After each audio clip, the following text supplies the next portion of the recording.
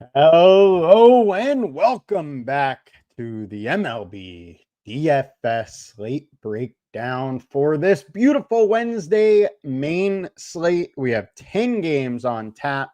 We're going to get over and go over them today. Think it's going to be a very fun slate. Pitching is pretty hard to figure out today. Thank you for the few that are in here now. D Johnson, let's go. Nice to have you here.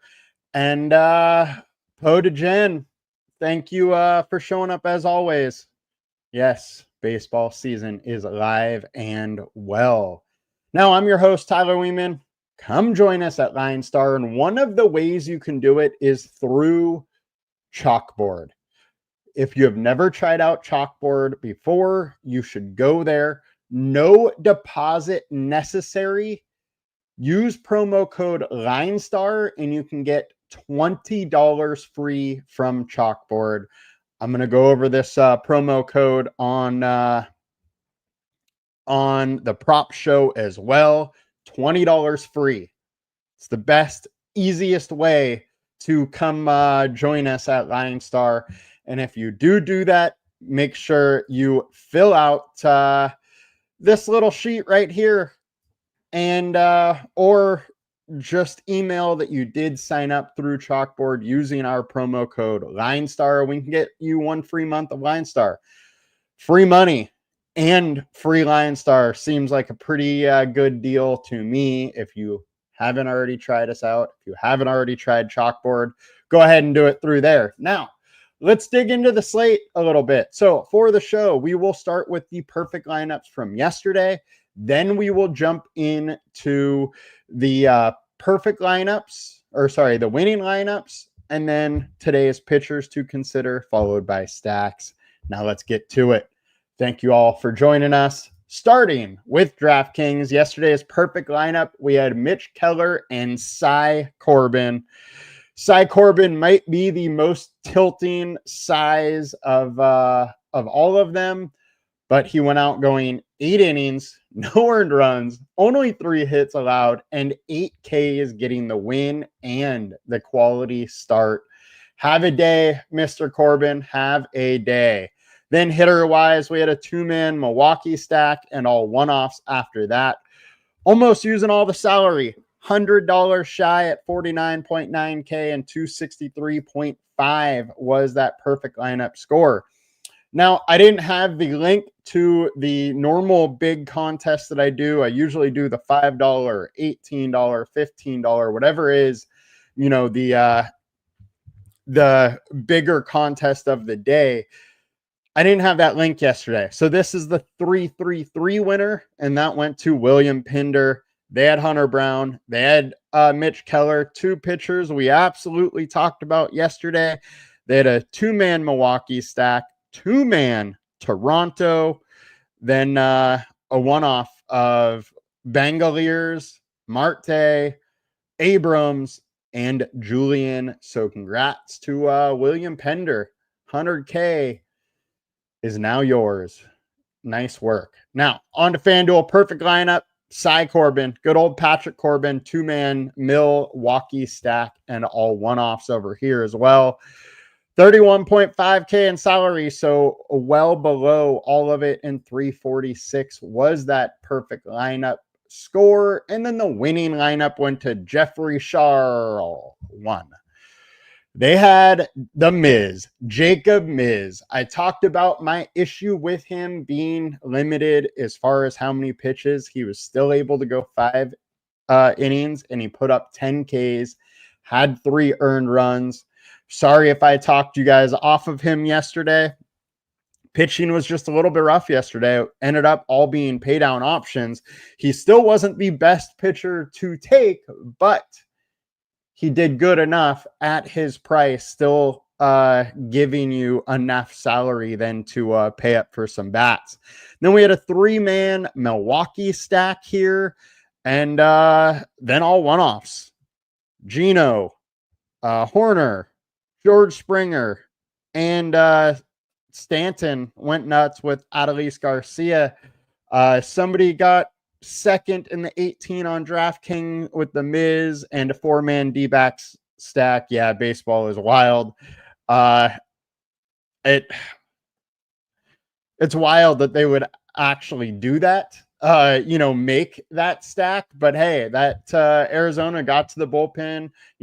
Weird situations like that do happen. Josh, by any chance, do you have that first place lineup? Wouldn't mind breaking that one down. And Josh Witt, yes, I cannot wait till football is here. College football season more officially starts this weekend, and then NFL starts next week. I do think I'm going to probably try and do a quick prop show for NFL this week, just kind of an early take on it. And then we will have more next week. And next week we'll start our full NFL shows, just like last year. Likely do 2 prop shows and then one for the main slate. And then also, 4 prop shows altogether, because the Monday night and Thursday night, and then 2 for the Sunday main slate, and then DFS shows for all of them as well. All right, now let's get over to the perfect lineup and the picks for today. Here's Josh Gill, got the $18 one on DraftKings. We had Corbin, Martin, man. Then looks like a A's stack with a little Milwaukee. Nice little gain stack there. D Johnson, thoughts on McClain over 4.5 Ks, Sonny Gray over 17.5. I'm fine with both. McClain definitely has the K upside. My only worry for him is, that he's still just a young pitcher in the league. But Phillies can strike out enough to make that one pay. He's done it twice already. But let's get into the DFS pitchers here on this slate and figure out what we got for this great Wednesday slate. So our high-owned pitchers, we got Sonny Gray and Framber Valdez. They're going to be high-owned on FanDuel also. Pitching today is rough. So we have these 2 high-priced pitchers and then a bunch of pay-down options. And there's nothing really that is totally standing out for me. You might be forced to play a Sonny Gray or Framber Valdez, but I don't love it.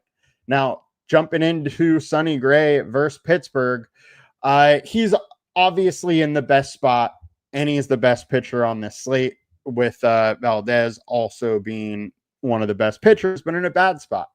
So Sonny Gray, 3.19 FIP over his last 20, solid 27% K rate over the last both time frames here, but he has been struggling a little bit lately with a 4.32 FIP. ERA over both is similar, K rate similar. He's given up some fly balls, but all in all, his StatCast data is totally fine, and he's versus this Pittsburgh Pirates team that's just not that good. Over the last 150 games, they were poor. Over the last 20, they've been kind of an average team, low ISO, middling average, middling K rate, just kind of meh. 24.7% combined K rate for Sonny Gray at 9.5K. It's interesting. I'm going to have some. Kind of hard to get away from having one of Gray or Framber on this slate. Absolutely don't mind him. And yes, Bullet, anyone versus Pitt is a consider. I absolutely agree, especially when they're as good of a pitcher as Sonny Gray. Sonny Gray is just a weird one because he can be so efficient, so dominant, and then, next time out, only go 5 innings on 80 pitches and give up 5. He's just never a click that feels great.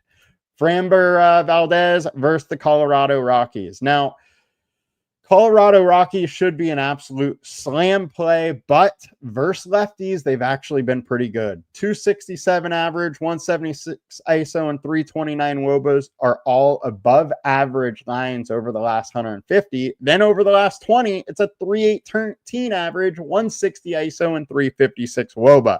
They've been good versus lefties. Now, the thing here is that Framber's been very good at home, 50% more fantasy points at home.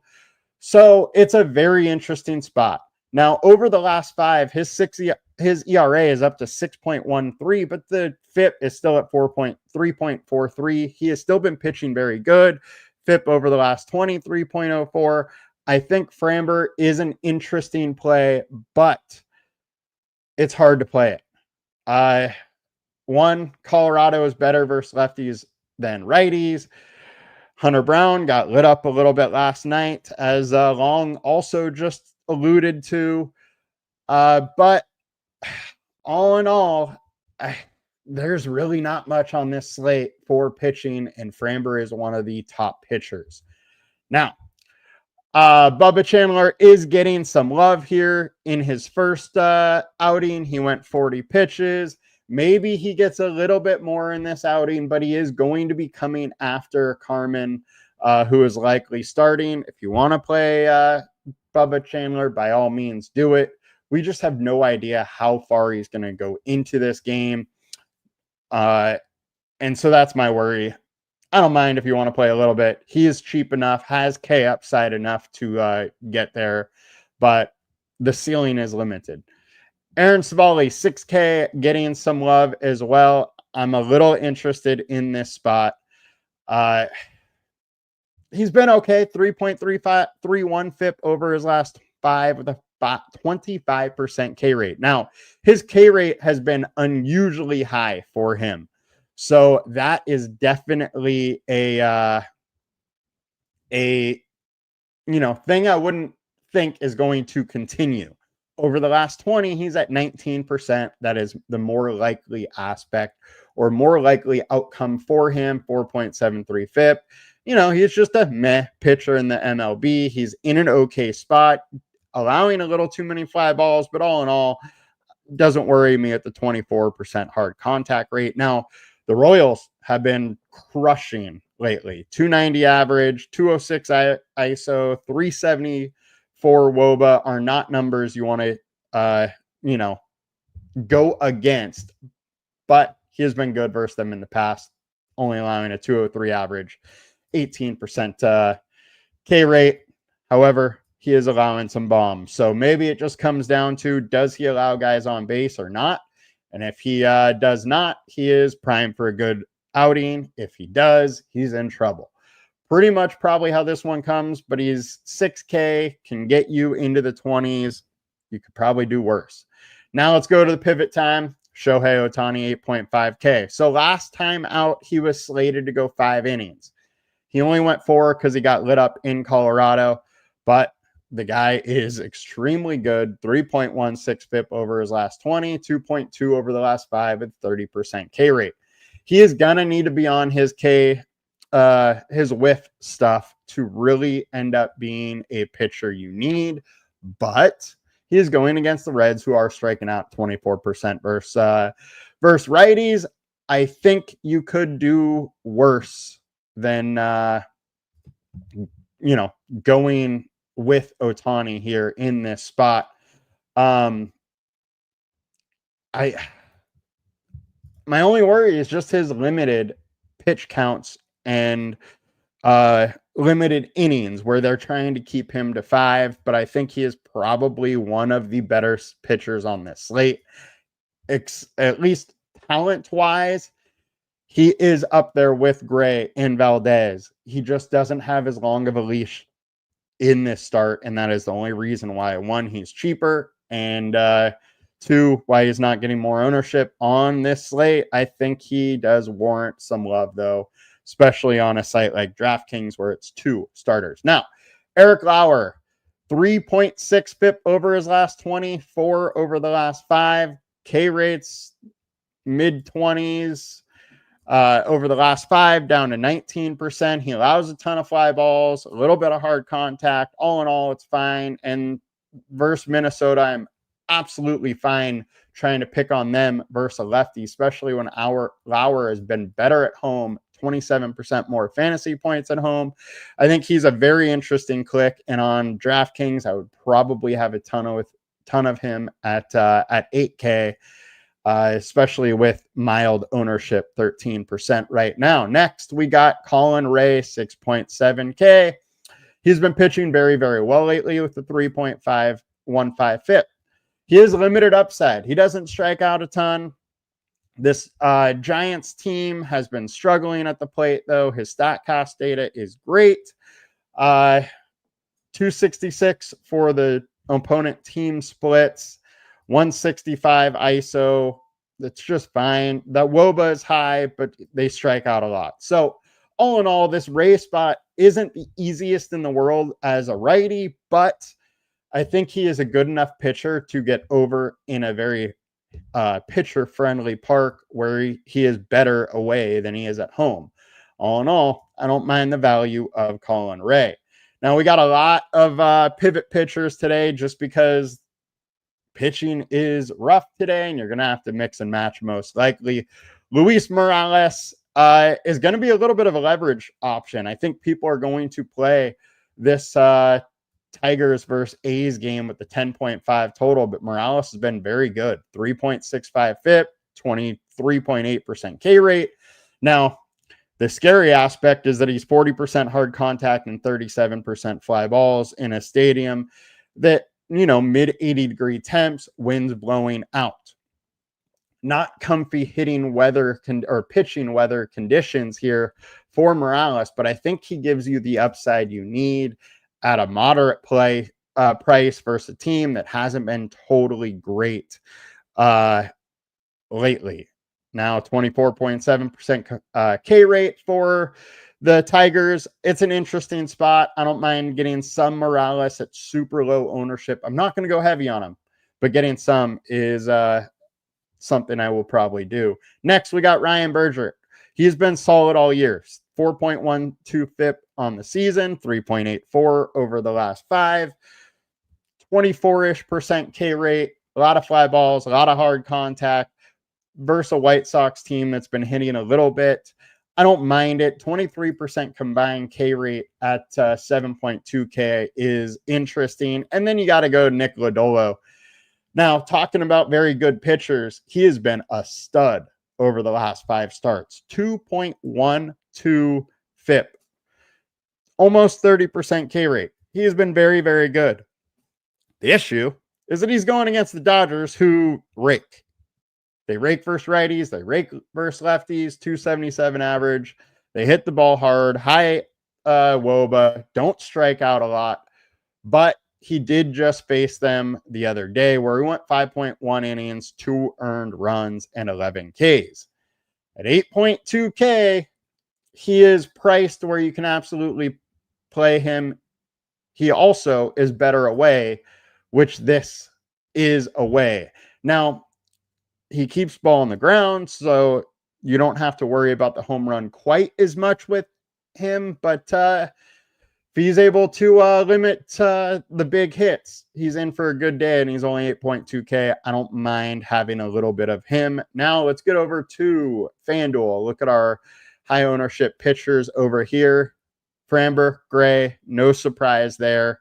Ohtani is at 7,700. My issue with Ohtani here, and I'm okay taking a little bit, even though he's not going to get the quality start, is that he's only 7,700. In 5 innings, he can give you 8 Ks, 8, 9 Ks if he's really bringing it and he's in a good spot. Don't love him, but I'm fine with a little bit on this slate. Lauer, definitely very interesting. Lodolo, you got to pay up for him over here. Don't love it, but fine getting a little bit. And then McLean, we didn't talk about on DK, but he is worth talking about. 3.19 FIP over his 2 starts, 31% K rate.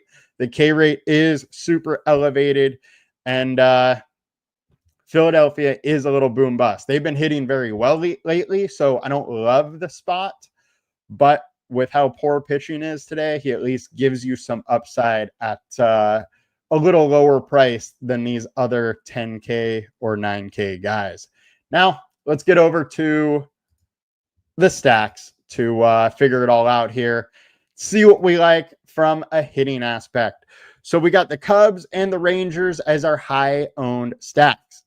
Absolutely love the Rangers today versus Jack Kokonowitz with a 6.2 FIP over his last 5.67 over the last 20. You get past him, you have an awful bullpen. Love the Texas stacks today. Wiz and Hunt hasn't been good, and therefore the Cubs are very interesting. Now, the bullpen for the Giants is better than the Angels. All in all, I'm fine with going to either of them. This Cubs team does seem like it's starting to hit also. Houston versus Dollinger. Poor starter, poor bullpen. Love my Houston stacks today. Definitely like them for your pick'ems also, as you can stack a few of those bats together and they're in a pretty good spot. High projected stacks. We got Arizona versus Prester. Prester 6.39 FIP over his last 5. Form hasn't been great. This Arizona team is interesting, and they have some cheap bats you can throw in there, which is nice as well. Mets versus Walker. Walker, I don't love. And you get past him, and you got a poor bullpen. I think Mets stacks are very interesting on this slate. Then we got the A's versus the Tigers and Mize. While Mize is good or decent, I still don't mind some stacks against them. Just it's the best hitting spot or hitting conditions on the slate once again with the highest over under. I'm fine getting to either Detroit or the A's there. Now, our high value stacks, we got Texas and Pitt. Love the Texas side. Pitt side is going to give you some leverage as Sonny Gray is going to be a high-owned pitcher. If you think he fails, Pittsburgh becomes fairly interesting. Texas is one of my favorite stacks on the slate, and it comes in at his value. Very interesting there, especially if you want to pay up for, dual pay-up options at pitcher. Toronto versus Simeon Woods Richardson, I think, is super interesting, and I like Toronto a ton. 5.77 FIP. They got a few guys that have been hitting very, very, very well lately, and it might be a tough spot for SWR. And our high leverage stack of the day, we got Philly versus McLean. So McLean, while he has been very good, he's a sought after prospect. It is still his third start. There's also some MLB tape on him now. Philly may make some adjustments to that and be able to get to him. You really never know how these prospects are going to fare in their first few outings. Don't mind getting to some Philly at extremely low ownership. Now, let's click the high team totals. We got Detroit at 5.4. A's at 5.1, Toronto at 5.1, 4.9 for Houston, 4.9 for Texas. These 5 are clearly my favorite stacks of the day. I think they are the most interesting. I'm going to have a ton of all of them. Mets are also interesting. Milwaukee's just been hitting too well to get off that bandwagon. Then the Cubs are an interesting spot, as well as if we go way down, the Angels. Boom bust offense. Arizona has been a solid offense. All of those are very interesting to me. And as far as kind of leverage stacks, I think Philly is probably my favorite there, or Cincinnati, just due to the fact that Ohtani, we know, is only going to go 5. We know that they're going to get some bullpen action there. That's going to do it for us today, guys. You all have a good one. I think ownership's going to be very, very spread out on this slate. And with that, can really play whoever we want on this slate without considering too much what's going on ownership-wise. You guys have a good one. There's only 3 games, I believe, for the night slate tomorrow, so no DFS show. We will, however, have a prop show tomorrow, and then I will be trying in the afternoon the first NFL prop show of 2025 season. Just a quick look at some early lines there. That'll do it for us. Hope you all have a good one. We will be back soon with more, probably about 11:40 or so or 11:45 Pacific Standard Time for the prop show. You all have a good one. Peace.